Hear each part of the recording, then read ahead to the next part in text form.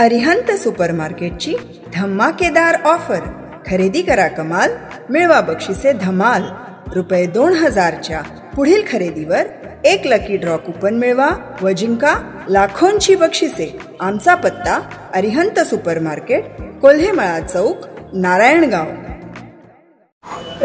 पिंपळवंडी आळे हा जिल्हा परिषद गट सर्वसाधारण गट आहे. ह्या गटामधून कोणीही उभं राहू शकतं. या गटामधून यावेळेला शरद सोनवणे कोणाला उमेदवारी देतात, माजी आमदार अतुल बेनके कोणाला उमेदवारी देतात. शरदत्ता सोनवणे तर तालुक्याचे आमदार आहेत. मागच्या वेळेला त्यांनी त्यांचे बंधू उभे केले होते शशी सोनवणे, परंतु त्यांना त्यावेळेस निवडून आणता आलं नाही. ही वस्तुस्थिती आहे.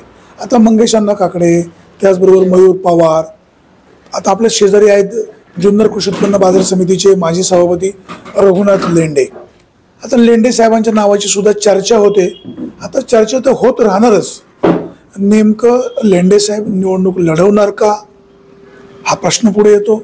मागच्या वेळेला शरदराव लेंडे एकमताने विजयी झाले होते आणि मंगेश अण्णा एकमताने पराभूत झाले होते. काल मंगेश अण्णाच्या वाढदिवसानिमित्त शुभेच्छा देताना शरदराव लेंडे असं म्हणाले की ग्रामपंचायत निवडणुकीमध्ये एकदा मंगेश अण्णा पडले, उशिरा उठायचे आणि त्याच्यामुळं मतांवर परिणाम व्हायचा. परंतु 5 वर्ष थांबल्यानंतर 5 वर्षांनी शरद लेंडे सोबत असल्यावर ते ग्रामपंचायतीला निवडून आले. आता जिल्हा परिषद निवडणूक पुढ्यात आहे. म्हणजे शरद लेंडेंना मंगेश अण्णाला असं तर सांगायचं नाही ना, आमच्या सोबत या तुला निवडून आणतो. अर्थात त्यांचं त्यांना माहिती, चर्चा तर होणारच.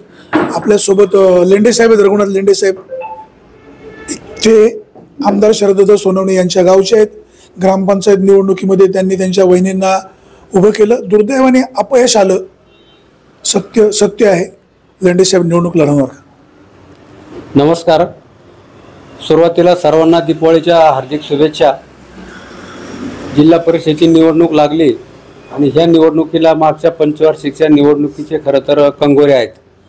एकमताने मंगेश अण्णा पडले, शरदराव लेंडे एका मताने निवडून आले. त्यांनी मतदारसंघामध्ये चांगलं काम पण केलंय आणि आता परत दुसऱ्यांदा हा गट ओपनसाठी पुरुषासाठी खुला झालेला आहे.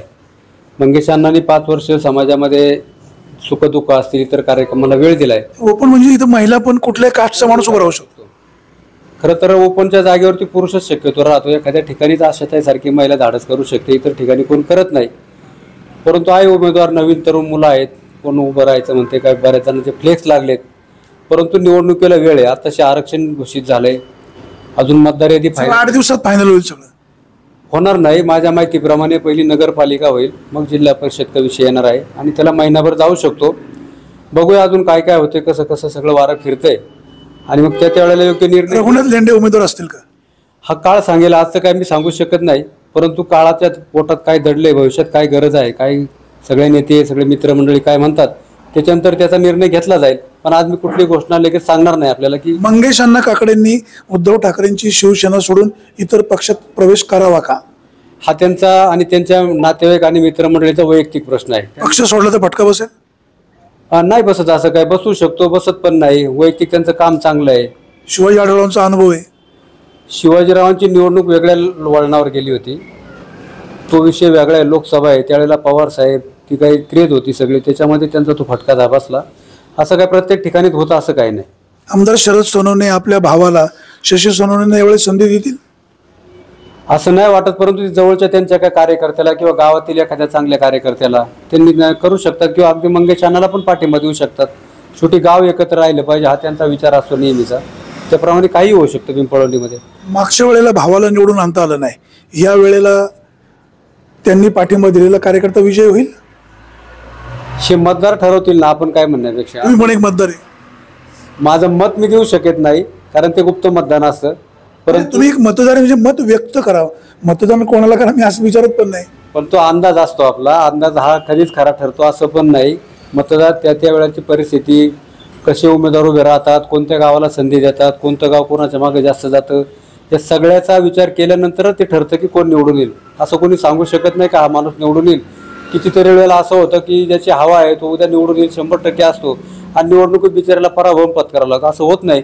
किंवा एखादा नवीनच माणूस उभा राहतो, त्याच्या मागे लोक जातात, कोरी पाठी असते, त्याच्याबद्दलचं मत चांगलं असतं आणि तो पण निवडून येऊ शकतो. असं काही नसतं. निवडणूक ही निवडणुकीच्या पद्धतीने जात असते पुढं. मंगेशांना अजित पवारांच्या राष्ट्रवादी काँग्रेसमध्ये आले तर त्यांचा विजय सोपा होईल, आहे त्या ठिकाणी राहिले तर विजय सोपा होईल का शरददादा सोनवणे आता अपक्ष आहेत, ते एकनाथ शिंदेंवर प्रेम करतात, त्यांनी जर त्यांना त्या पक्षात नेऊन घातलं तर तिकडे त्यांचा विजय सोपा होईल. या सगळ्यात जरतरच्या गोष्टी आहेत आणि त्याच्यावर प्रत्येक गोष्टीवर मी माझं मत व्यक्त नाही करणार. ज्या ज्या वेळेला जशी परिस्थिती पुढे त्याच्याप्रमाणे ते घडत जाईल. आज आपण बोलून काहीच उपयोग नाही त्याच्यावर. चर्चा तर होणारच.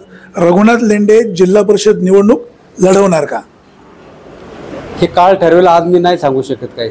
ज्या ज्या वेळेला सगळं काय पुढे येईल त्याच्या वेळेला काय चित्र येईल त्याच्यानंतर ठरवलं जाईल पुढे. ते आज नाही बोलणार काही त्याच्यावर. आपल्या सोबत होते बाजार समितीचे माजी सभापती रघुनाथ लेंडे. त्यांचा चेहरा बरंच काही सांगतो. ग्रामपंचायतीच्या निवडणुकीमध्ये त्यांच्या पॅनलचा पराभव झाला. शेवटी निवडणूक म्हटलं की हारजीत होत असते. शरददादा सोनवणे या वेळेला आमदार झाले. त्यांचा हा घरचा मतदारसंघ आहे. ह्या मतदारसंघामध्ये मागच्या निवडणुकीचा पराभवाचा वचपा काढण्याची दाट शक्यता आहे.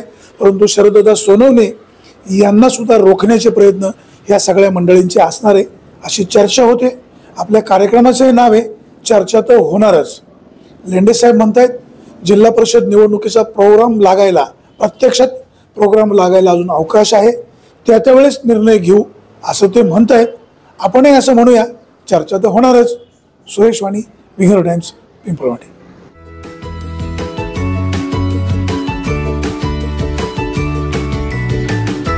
बातम्या शेतीच्या,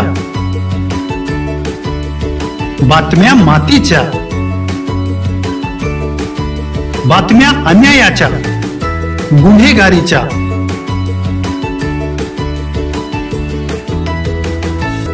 राजकारणाच्या आणि समाजकारणाच्या, शोषणाविरुद्ध बुलंद आवाज, जनसामान्यांच्या हुंकाराची गाज, सत्कार्याला प्रोत्साहन, दुष्कृत्याला अनुशासन, निर्भीड, निस्पृह, सडेतोड, बेधडक आणि रोखटोक म्हणजेच विघ्नहर टाइम्स. शोध बातमीचा, ध्यास सत्याचा. आपलं चॅनल, आपली बातमी. सबस्क्राईब तर कराच, पण बेल आयकॉनवर क्लिक करायलाही विसरू नका.